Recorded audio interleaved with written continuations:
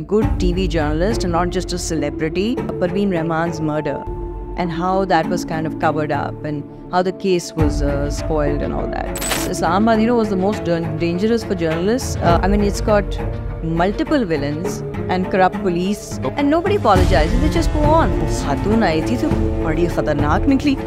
My car was the only car with a Pakistani number plate on it. It was an Irani vehicle. It was 20 plus families that actually controlled Balochistan. In April 2016, I read an article in Dawn that was published by a name that was the exact same name as my mom. So obviously it caught my attention because an article being written by someone with the same name as my mom, I had to read it. And not only that it had the same name as my mom, it was an article about Bahria town. And the level of detail that that article went into was incredible. And I was like, I have to meet this person one day. And years went on. There was another article in 18. Then last month, there were 2 follow-up articles on that exact topic. And I said, you know what? This person is relentless. They're committed. The kind of journalism that they have displayed, the level of accuracy, the level of reporting. This is someone who is truly, truly passionate about their craft, about their trade. And this is someone I have to have on DigiTales. Naziha Syed is here today to talk about journalism. How are you, Naziha? I'm very well, thank you. And thank you for inviting me. Thank you for taking the time out. I just played a voice note for you. Zarar almost guaranteed that you would not be sitting in front of me. And yet here you are.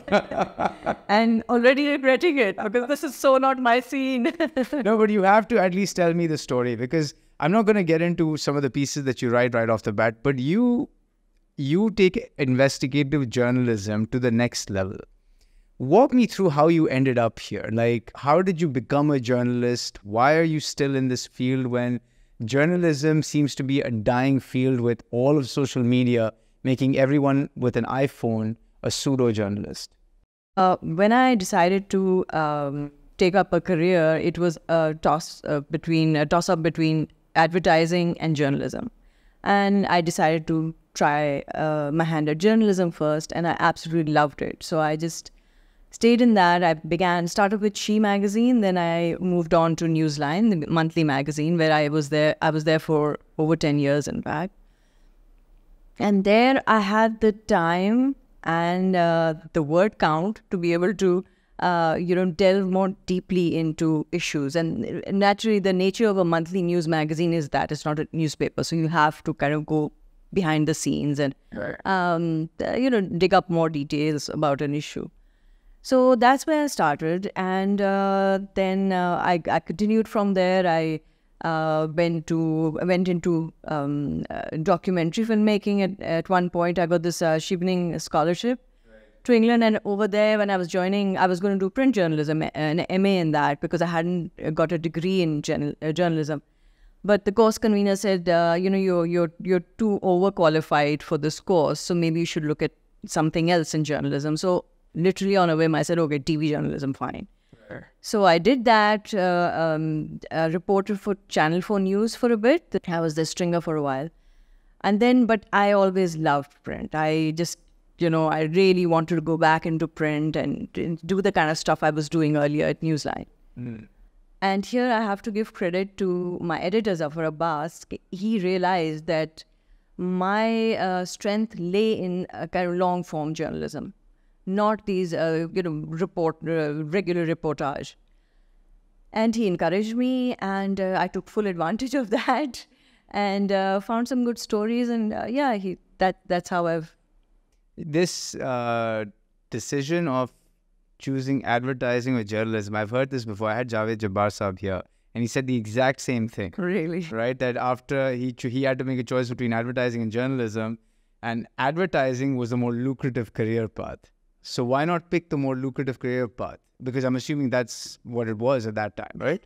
I'm sure it was. But I kind of never thought of it that way, to be honest. Otherwise, I'd probably have gone and done an MBA or something. But no, that was never the thing. I wanted to, have a career that had something to do with language and words. And how did you know, how do you know that you're attracted to journalism? Because that's a very hard, it's easy to discover whether you're attracted to a sport or you're attracted to business or, if you're, someone who's attracted to, let's say, medicine.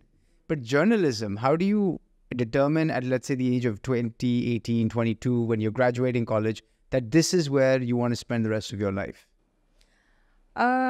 I think I always enjoyed telling stories about people. So it's the storytelling part. Yes, the storytelling part. And I think that has really evolved with me, especially with these long form pieces, because there's so many elements in that.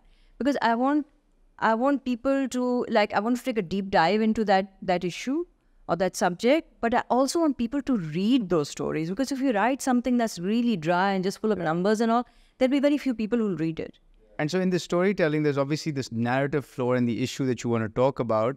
And you've done fantastic. I mean, that's why, sort of you're here, and why I wanted to bring you here is because you did such a great job of painting such a clear picture in your exposés. But I didn't feel you create characters in stories, which often is a part of storytelling, right? Is creating of these characters.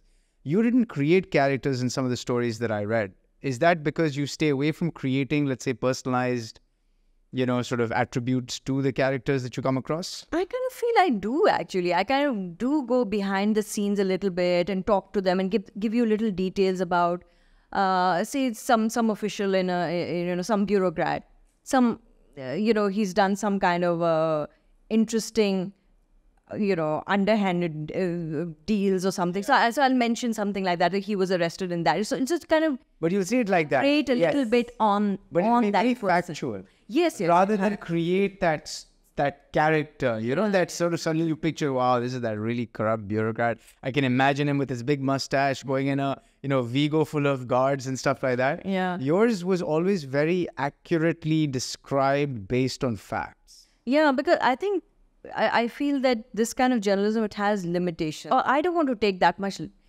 creative license. Yeah. I can kind of go on embroidering or embellishing the story. Even if it's factual stuff. But some journalists like to do that. They have that in them, But you've stayed away from that.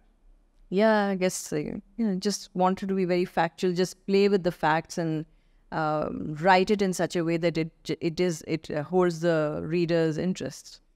When you were talking about earlier days, when you kind of moved from print to TV, came back to print, right? In your view, what is the difference in skill set required between, let's say, print, TV, and I would even say now digital, right?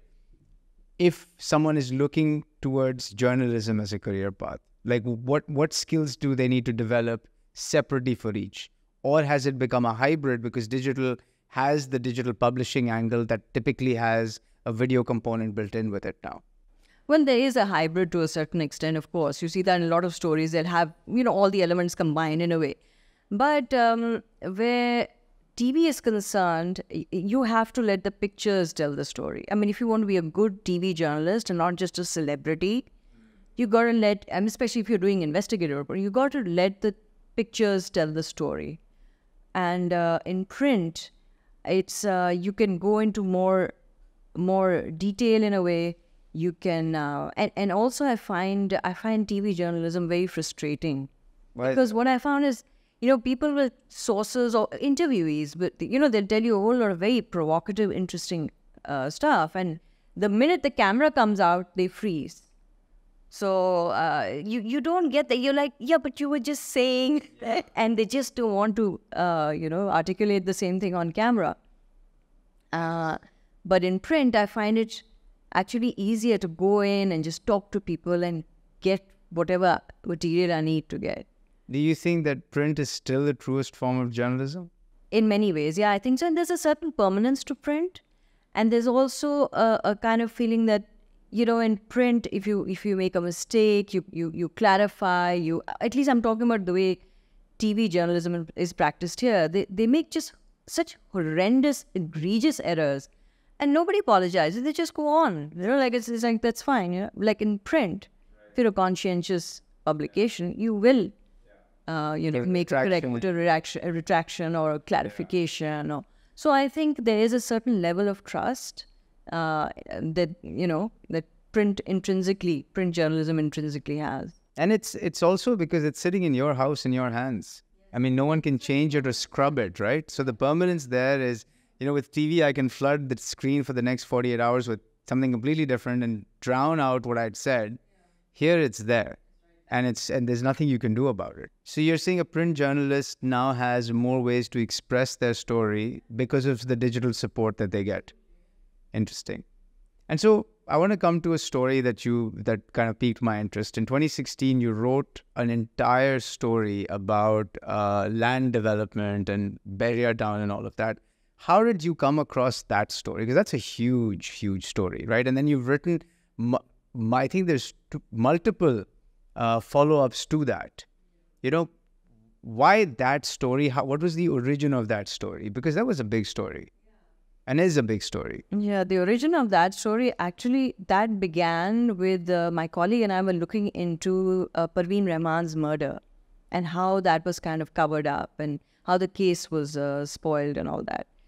And so during the course of investigating that, in the very early stages, we heard about what was happening in Malir. We knew generally about it, but nobody had covered Bahria. So that's when we found out what was happening, the kind of land grabbing that was taking place. So we felt this was something that had to be written about. And Bahria was like, it's for any journalist, it's like, I mean, think about it. It's got multiple villains. It's got an oppressed indigenous communities. It's got land grabbing, corrupt political elite and ruling elite, I would say, because that involves the entire ruling elite. And feudal tyranny, and it's virtually a film, really. It should be made into a film. And corrupt police. But why would you want to touch that? With all these villainous characters at play, how did you find the strength to go out and do the work you did and publish that? Because it takes a certain level of conviction and strength to do it. Because, in the back of your head, you're always wondering, these villainous characters, who knows, how they operate. How do you get over that thought process? I think it's just the story that drives me. And at the risk of sounding a little earnest, it's about doing journalism. This is what journalism is about. And you keep thinking that, heaven knows what they'll do to me in response to this story. I can't say this stuff. That you can't really do journalism. The kind of journalism that exposes wrongdoing and corruption and malfeasance and all. You just have to think of the story. You just have to think of your objective. And I think it's my duty as a journalist, really, to do that. So that's what drives me, and it's just a damn good story, it just gets me hooked. So when you published that story and you went into significant, in fact, I reread it this morning just to kind of jog my memory, and I remember I was just telling you, I felt every single emotion that when I first read it. Again, I was like, wow, the level of detail is incredible. When you published that for the first time, what was the reaction to that? I think people were stunned because nobody expected a story on Bahria. Nobody. Now I think that, obviously people have begun, nobody would even raise a finger point a finger at Bahria before. They wouldn't, it was like, he who must not be named kind of a thing, So that kind of broke that, that barrier. Yeah. It broke that. People were absolutely, I've never got that kind of reaction to any story as I have to that, because that was the first. Yeah. How did your editors feel about that coming in their paper? How did the publisher feel? Because, ultimately it is their, paper, and they will also have to deal with the repercussions. Well, I think you'd have to ask the editor that, but I know the editor was very supportive. Initially, he was a little unsure because, as everybody else, he didn't really know what was actually happening. Right. So when we brought all the evidence, showed what was collected, all the witness statements, everything, whatever we had, and the documents, of course, how the law had been changed simply to facilitate the real estate development. I didn't even know you could swap pieces of land to amalgamate. Well, I didn't either. Hey, I have some land there, I have some land there. Yeah. Let's just put it all together. Yeah, and let's put it in the most lucrative area. Yes, right next to the highway. Yeah, let's take it from the boonies and put it in the lucrative part of Malay.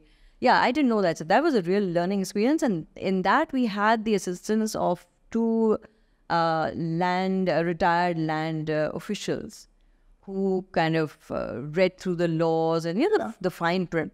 My colleague and I, we didn't know about this stuff, so we learned a lot. But that's the thing, you have to work in a team.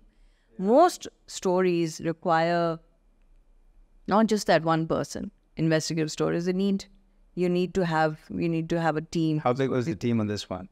On this one, I would say this was about 6 people or so. I mean, including these guys who worked with us very closely, the land officials. And you've done how many more on this topic since? Very. I think about 4 total, 4 or 5. At least 5. 5. Yeah. 2 recently. 2 recently. 1 a couple of years ago. Why did these 2 recent ones come back up after a brief hiatus? Because it was time to see what they were up to. And because it's 8 years since your first story. This is the first story. And then you had something in between, 1 or 2 in between, and suddenly 2 in the last month. One. Yeah. There was just so much to uncover. I had been trying to find this information, access this information about are they paying those installments on that. There was just no way. It was like a black hole. There was just no way, no reporter, no, really like senior lawyers. Nobody could access that information. Do you think your original story was a driver to why they had to end up paying the installments and the money? Absolutely. Subsequently? Absolutely, because when our story came out, there were a lot of petitions that were pending, and there were hearings being held, and the court would keep asking for various the MDA, Malay Development Authority, or the Board of Revenue Sindh to assist them, the Surveyor of Pakistan. They would ask them for questions. They would be just stonewalled every time. They would be just basically because they were all colluding. They were either colluding or they were scared of the people involved.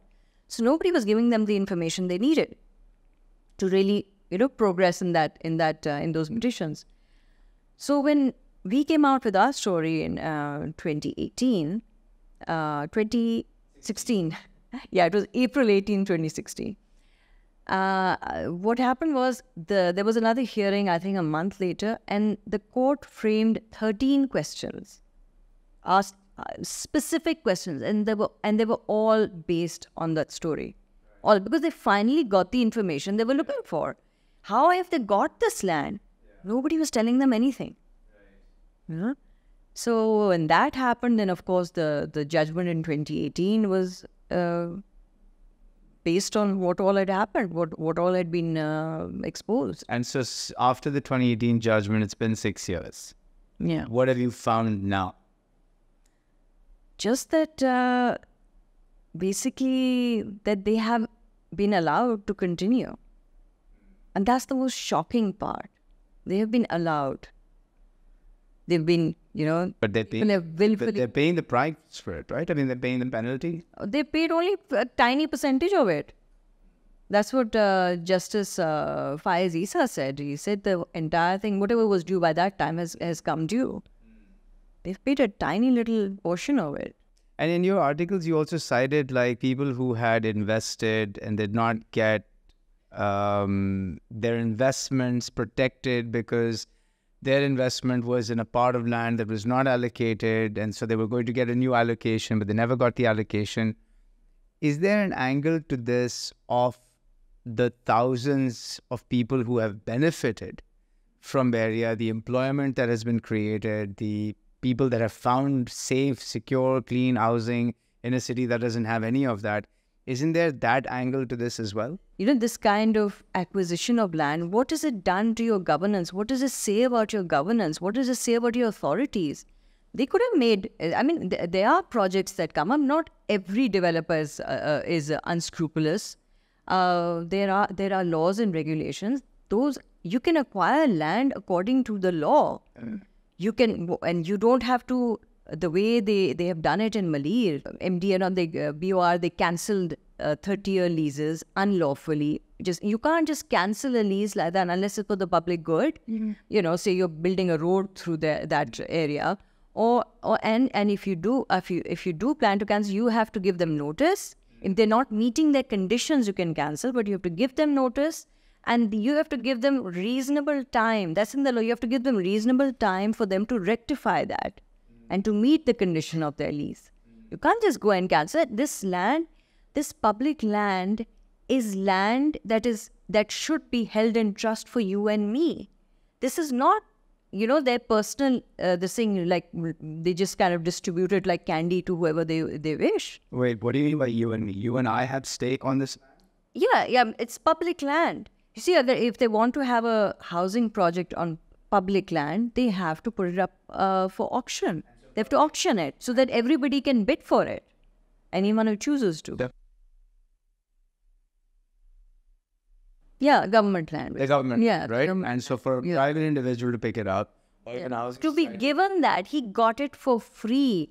And much of that land, and remember, Malay Development Authority functions under the Malay Development Authority Act. And in that, any schemes that they design or present or whatever their policies have to be made for the socio-economic uplift of the area's people. It wasn't This was for their own benefit. And what happened to the indigenous people, let's say years after? I know you wrote that they were moved, not so nicely, for lack of a better word. They were driven out, a lot of them. They were pushed out. Some families, broke up because one brother wanted to sell. He was tempted by the price being given. The other didn't want to sell because he said, what else are we going to do but farming? We don't know anything else. So, there was... What's happened to the indigenous people of the area now, let's say 6-8 years later? Now, a lot of those villages are gone. They're gone. Yeah, people have moved away. People have taken shelter elsewhere. A lot of them don't exist. Did you ever feel like, when you write something like this big, and there's so many people involved, did you ever feel that there was a threat to you? No, I've never got any specific threat as such. It's when people come out and say, may Allah protect you, and that's when you start feeling, oh my God, what have I done? Because you started by telling me that it was through the Parveen Rahman sort of investigation that you stumbled in on this, and that incident happened because of exactly what you're reporting. We did that story as well later, though. Yes. Yeah. And so the thing is that you're writing about exactly the same thing that you're doing. So to me, it's like, how do you have the courage to do that? How do you acquire that courage? Because I'm not a journalist, right? I do this as a hobby. I like to meet people who are inspiring and have done interesting things. But if you want to be a journalist with courage, because I would not see most journalists have this level of courage today. Where do you get that courage from? Is it from within, like you said? Is it from the earnestness of good journalism? Maybe I'm just idealistic, and this is the kind of journalism I want to do. I think this is what journalists should do. So yeah, I know that sounds very earnest, but yeah, I think that's the right thing to do. This is my duty as a journalist. And are there other publications other than the one you wrote in? Would they support this kind of writing, do you think? Did you see the campaign in the other publications about 2 days later? I missed that. Oh, you should take a look. You have your answer right there. That are journalistic with a twist on different issues, and they're doing it on their own platform, right? And they've built that credibility, and that they're considering is the next level of journalism, because there's no let's say filter or barrier in the form of an editor or publisher. They see something, they write about it, they talk about it, they document it, and it's out there. And especially with what's happening in Gaza and Palestine and Israel so far, there's a lot of that content coming out from that region for that. Yeah. But I don't know. I think I would not be comfortable doing that. Or maybe I'm just not that social media savvy. I'm an old generation journalist. What's your view on X and the way X is used for, let's say, journalism? It can be very useful. But obviously there's a lot of, and the kind of abuse that journalists, especially female journalists, are subjected to, I think that is horrendous. So the trolling. Yeah, the trolling. Yeah. And what kind of trolling do you typically get on that, or do you see for female journalists? Sexualized slurs and just like character assassination. It's a different level altogether compared to what men and this thing. I mean, X itself is such a platform that nobody has any, and because the anonymity it affords seems to give people the license to be able to say anything. And you have to weigh all this thing very carefully on that. When sometimes, I made an impolitic kind of a tweet, and I've really been raked over the coals for it. So I've learned to kind of hold back a little bit. And is it harder to report on difficult stories like this as a woman journalist versus being a man journalist, or would it be harder for the man because, they would be subject to maybe a lot more once it's published? I think it's actually, I find it a little easier as a woman in some ways, because for stories like this, in a society, sadly, in a chauvinistic society like this, men either they don't take you seriously or they don't think it's going to be such a risk talking to you.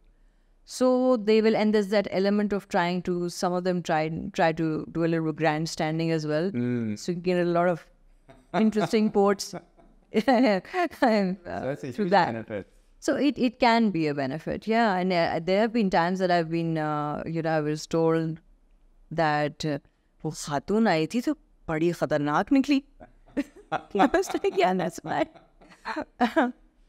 So it's easier on the collection.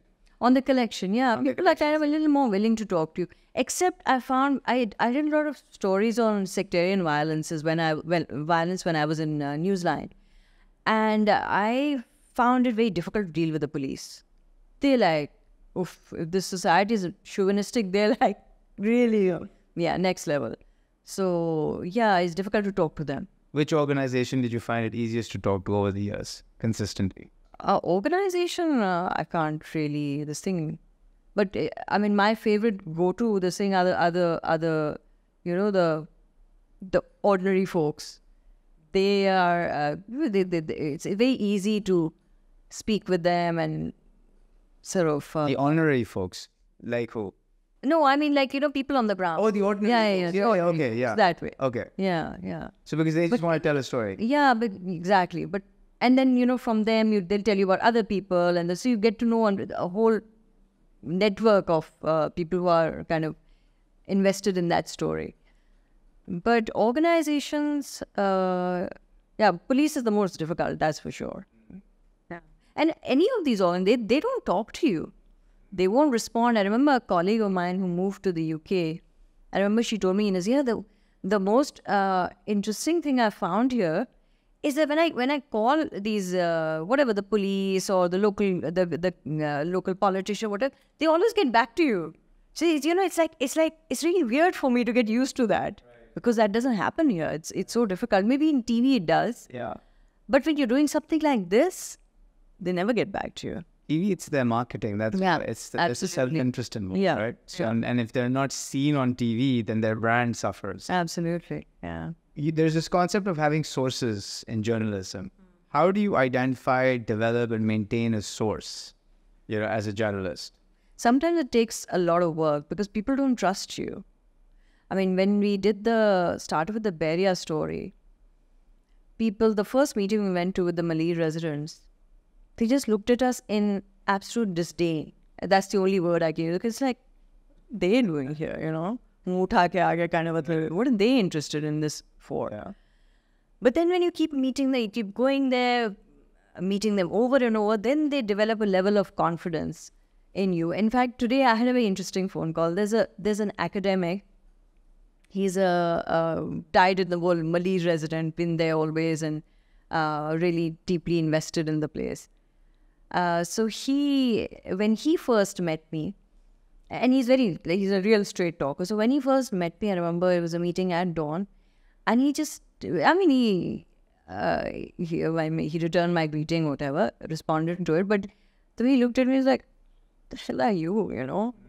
Like he just he could not take me seriously. But then today he called me to congratulate. Well, I mean, we've been in touch since then. We've become friends. So today again, he called me, he said, I'm like, he calls me madam. Madam, मैं आपको वो ना कि आपने वो देना था आपको कि दाद देता हूँ, कैसे आपने स्टोरी की, ज़बरदस्त, ये वो लोग नहीं करते हैं ऐसी story. So I asked him, I said, I want to ask you something. I said, the first time we met, do you remember? I said, your attitude towards me was completely different. He said, बिल्कुल सही कह रही हैं आप, बिल्कुल सही कह रही. मगर पता है मुझे कैसे पता चला? He said that once we'd gone really in the boonies at the Mole River and whatever, he said he drove like a maniac. I was in the car with him, with some people at the back. He drove like a maniac. He said, मगर आपने एक चू नहीं की. मैंने कहा, ये औरत कर देगी. पीछे आदमी हमारे चीख रहे थे पर आपने कुछ नहीं कहा. मुझे पता चल मैं परख गया था आपको उस टाइम पे. मैं समझ गया कि आप कर लेंगे ये story. It's really funny. Interesting. Yeah. And So you have to stay in touch with them. They need to know that you actually care about it. It's not just a story you're going to just do and just, do a superficial job or misquote them. I will often go back and ask them again, this is what you meant, by this. Oh, yeah, I do. Absolutely. And even when somebody is giving it to me a quote in an official, this lawyer or whatever, I always email that quote back, and because I do, and sometimes people just want to modify what they said or whatever, so it's fine. what is the one thing a journalist should not do to upset a source? Reveal any... Reveal the source. Reveal the source, yeah. Reveal the source, yeah. Like when I did my stories in Balochistan, I don't know whether you've read any of those. I wrote about enforced disappearances and the kill and dump policy. So in Balochistan, I kept a really small footprint, like hardly anybody knew. I went undercover, and because I was really, I was very mindful of the fact that, if I'm careless, they could get into very serious trouble. How did you go into undercover in Balochistan? Through friends, just very few people, very, very few people knew who I was. I took on a assumed identity, and that's how I...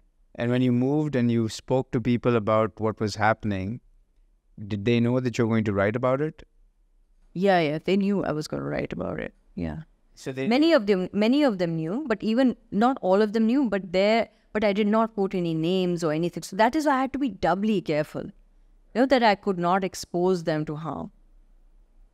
And then, that I kind of, the timeline, I wouldn't kind of keep it very linear. I'd come back and I wouldn't do the story immediately.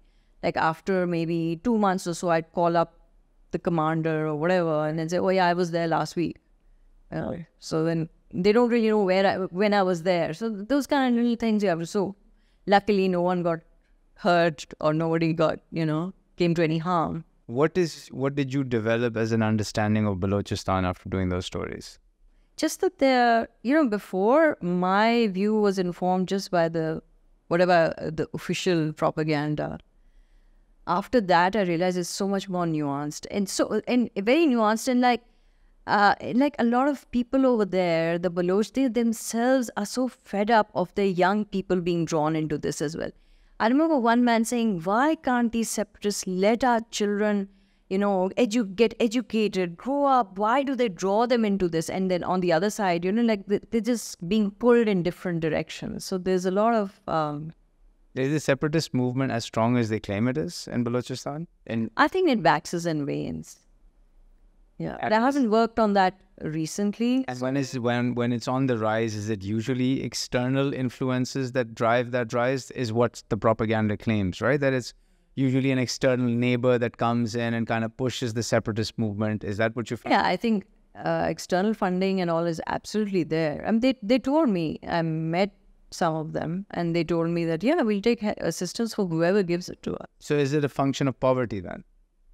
Is it just that because there is... poverty, alienation, terrible alienation from the state, the kind of policies that are pursued there are just, it's very short-sighted. And do you think that the state and the establishment are working to correct that at this point in time or no? I think they're very short-sighted. I think they just... The way they approach it, there's no understanding. Then I don't think there's any genuine desire to address... There are grievances, legitimate grievances. There's no desire to really address them. But the kind of stories I hear about the corruption that happens, and you know how the state kind of uses people, you know, the politicians for their own ends, completely like the kind of free hand that they give to the politicians, and just as long as they remain pro-establishment. That's shocking. It's really shocking. It's To me, that I've only been exposed to that province a little bit. I drove from Turbat to Panjgur once a few years ago. And I've been to Gwadar a bunch and, you know, by the coastline a bunch or whatever. But the Turbat to Panjgur drive was eye-opening because there was a CPEC highway, open, beautiful road. In fact, I was like, this is one of the best roads I've driven on, except my car was the only car with a Pakistani number plate on it. Every other vehicle was an Irani vehicle carrying 5,000 liters of fuel, moving in the direction going to Karachi. And I could count, I think I counted hundreds of them. And, you know, upon reaching the destination, I asked one of the locals, I said, what was this? They're like, oh, yeah, that's the fuel smuggling. I said, but it's so open. They're like, oh, yeah, everyone knows about it.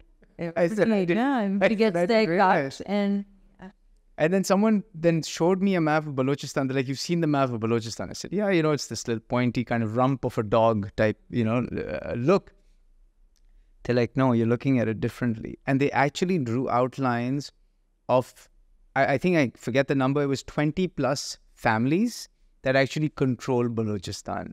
So they showed me basically 20 pieces of land, and they're like, it's actually an amalgamation of 20 small, let's say, 20 small fiefdoms that no one's been able to control over the last, you know, at least since partition.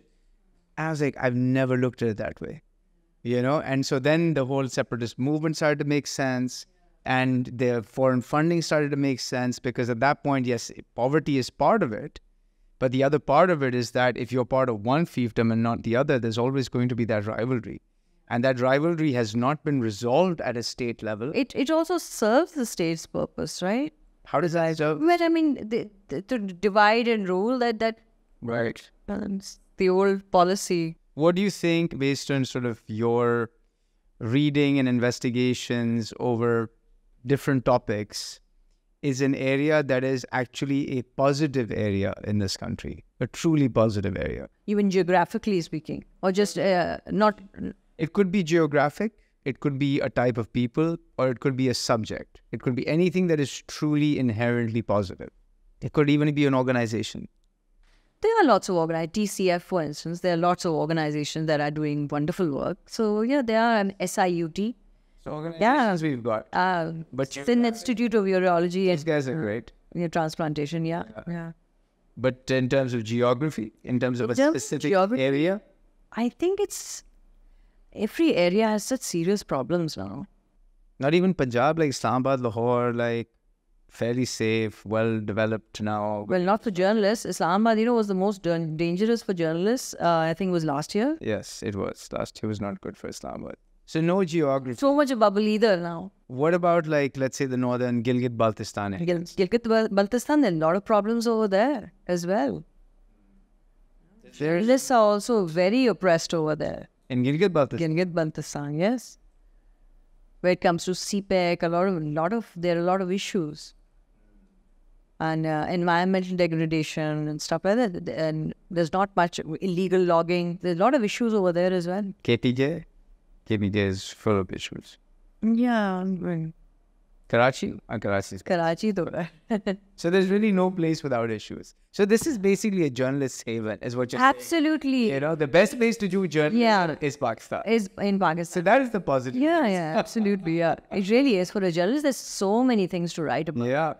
Yeah. It's just kahan likhe for most people. Is so many people, so many journalists have come up to me after a lot of these stories, and they've told me how they would love to do investigative stuff like that, or some of them attempted also, and they were shut down immediately. We don't write about this stuff. Thank you so much. I could continue talking. I know you wanted, first of all, it's a surprise that you're here, and I know you wanted to keep it short, so I will keep it short, but I really enjoyed the discussion and the kind of stories that you've written, like inspiring. But thank you so much for the time. I appreciate you being here. And it was honestly an honor speaking to you. and I look forward to reading more of your publications and your articles. And I wish you all the success and all the best in all of your journalism. Thank you so much, Faizan. It was a pleasure being here. Thank you. Thank you, and stay tuned for more episodes. Please like, subscribe, comment. सारे comments मैं पढ़ता हूँ आपके, जो आप लोग suggest करते हैं उन topics को address करने की कोशिश करता हूँ. So keep them coming. Thank you and bye-bye.